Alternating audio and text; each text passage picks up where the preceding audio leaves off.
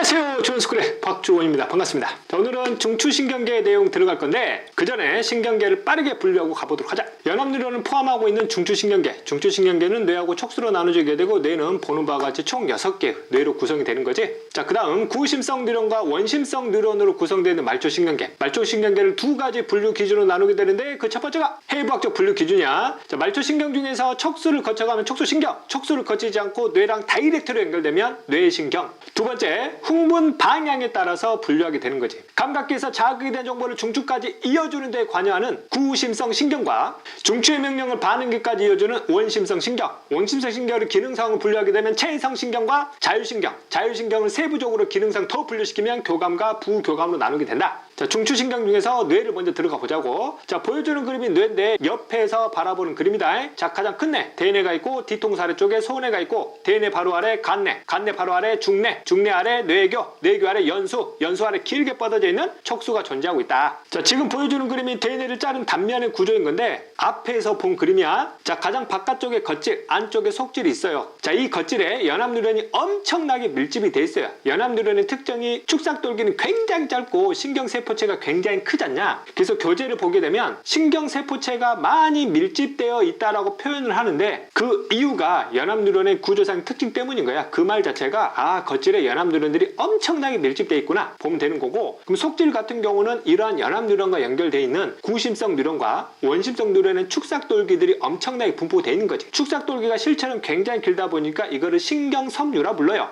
그래서 속질에는 신경섬유가 많이 분포되어 있다 이렇게 표현하게 되는 거라고. 그럼 상대적으로 겉질에 세포들이 많이 밀집이 되어 있다 보니까 어둡게 보여. 그래서 겉질을 회색질, 속질이 상대적으로 밝게 보이니까 백색질 이렇게 표현하는 거라고. 그럼 대뇌의 기능은 속질이 아니라 연합뉴런이 밀집되어 있는 겉질이 담당한다 이렇게 표현하는 거지. 자, 대뇌는 위치에 따라서 크게 세 가지로 분류하게 되는데 첫 번째 감각령, 연합령, 운동령으로 나누게 된다. 이때 감각령은 감각기에서 받아들여진 자극에 대한 정보를 판단하는 영역이야. 주의할 거, 대뇌만 감각에 대한 정보를 판단하는 게 아니야. 간뇌, 중뇌, 연수, 척수 전부 다 감각에 대한 정보를 판단할 수 있지만 대뇌가 판단한 감각에 대한 정보는 연합령과 연결이 되거든. 그럼 연합령은 이 내용을 의식화시켜줘요. 이게 바로 주요한 특징이야. 의식화가 된다는 얘기는 말 그대로 그 감각을 느끼는 거야. 그럼 간뇌나 중뇌나 연수나 척수가 판단한 감각에 대한 정보는 내가 의식적으로 느낄 수가 없다라는 거지. 그 다음에 이 연합령이 고등정신 활동을 가능하게 해요. 가장 대표적인 논리적인 사고를 가능하게 하지. 즉 여러분들이 흔히 생각하는 학습 능력이라고 보면 되는 거고, 상황에 따른 감정이라든지 평소 너희들이 가지고 있는 성격들이 다 연합령에서 담당을 하는 거야. 거기다가 이 연합령은 특정 반응기한테 명령 내릴 정보에 대한 내용까지 다 판단을 하게 되거든. 그럼 이 판단된 정보가 운동령한테 넘어가게 되면 운동령이 본격적으로 반응기에 대해 명령에 대한 정보를 만들어서 보내주게 되는 거지. 특히 대뇌가 담당하는 반응기가 근육 중에서 골격근을 직접적으로 통제하게 되는데 이때 골격근의 움직임은 결국 연합령의 의식적인 활동을 통해서 이어지는 반응이기 때문에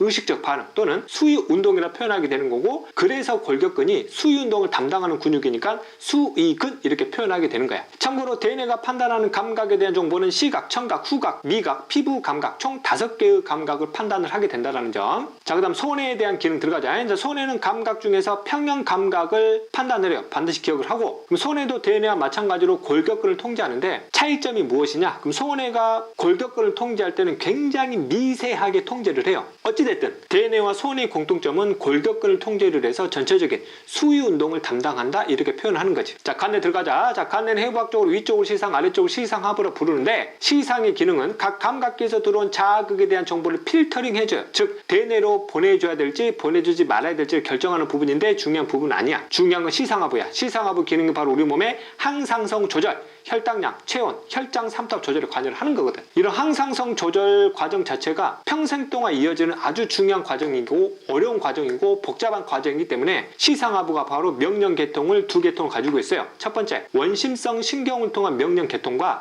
호르몬 또는 뇌 분비 물질의 분비를 통한 두 가지 명령 계통을 갖고 있다. 시상하부 아래쪽으로 살짝 삐져나와 있는 돌출된 부분이지, 그게 바로 시상하부 명령을 받아서 호르몬을 분비하는 기관인 뇌하수체야. 자, 그 다음 중뇌 역할 들어가자. 중뇌는 눈의 운동을 담당을 해요. 눈 안에 홍채라는 근육만 기억하면 된다. 이 홍채라는 근육의 수축위안을 통해서 동공의 크기를 조절해 줌으로써 눈 내부로 들어오는 빛의 양을 조절해 주는 이 과정을 동공반사라 불러요. 자, 중뇌 바로 아래 살짝 돌출되어 있는 부분이 뇌교거든. 뇌교, 교자가 다리 교자에 뭔가를 연결한다는 얘기거든. 대뇌와 소뇌의 정보 연결 통로로서의 역할을 하는 게 바로 뇌교의 기능이다. 자, 뇌교 아래 연수 기능 들어가자. 자, 연수의 첫 번째 기능이 소화 운동을 담당을 해요. 단순히 소화기관 움직임뿐만 아니라 소화액의 분비 조절까지도 다 연수가 담당을 해. 두 번째, 심장 박동 속도 역시 연수가 담당을 하게 되고, 횡격막과 늑간근과 같은 호흡근의 수축 위한 속도, 즉 호흡 운동 자체도 연수가 담당을 하는 거지. 그래서 연수가 망가져 버리면 호흡 운동 자체가 거의 불가능해지기 때문에 나는 수분 내에 사망할 수 있는 거지. 그래서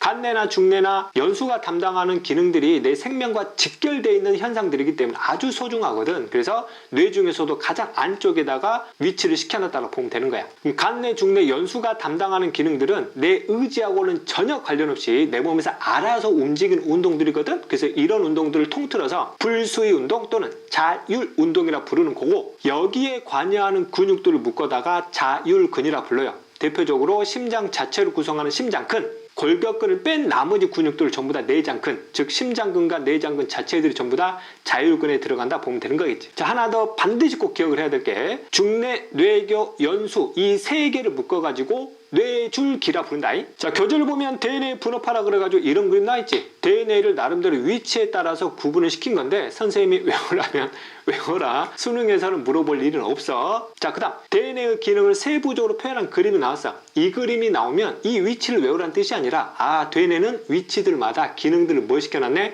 나눠놨네, 이거를 잡아야 돼. 자, 또 이런 그림이 나왔어요. 이 그림이 의미하는 게 뭐냐, 상황에 따라서 대뇌의 위치별로 활성화되는 부위가 다르지. 뭘 뜻하는 거냐고, 방금 얘기했던 거하고 똑같아. 대뇌는 위치마다 기능들이 나눠져 있다, 분업화가 되어 있다, 이 내용이라고. 자, 이 내용을 더 연결시키면 또 이런 자료가 나올 수도 있다. 자, 보여주는 그림이 대뇌인데, 대뇌를 위에서 바라본 그림이거든. 그럼 대뇌를 잘라가지고 단면을 좀 확대를 할 건데, 자른 부위를 잘 봐. 운동령을 잘랐지. 그 밑에 대뇌의 단면을 보면 겉질이 있고 속질이 있는데, 주 기능은 겉질을 담당을 하니까 운동령의 겉질이니까 운동 겉질이라 불러요. 그 운동 겉질 위에 우리 몸의 신체 기관들이 그림이 그려져 있다. 손가락 보이지? 대뇌 겉질 위에 손가락이 있다는 뜻이 절대 아니야. 손가락이 표현되어 있는 그 대뇌 운동 겉질이 손가락한테 명령을 내릴 수 있는 부위란 뜻이야. 그래서 그 부위를 역지상의 자극을 줘버리게 되면 명령이나 신호가 만들어짐으로써 손가락이 움직이게 된다라는 거지.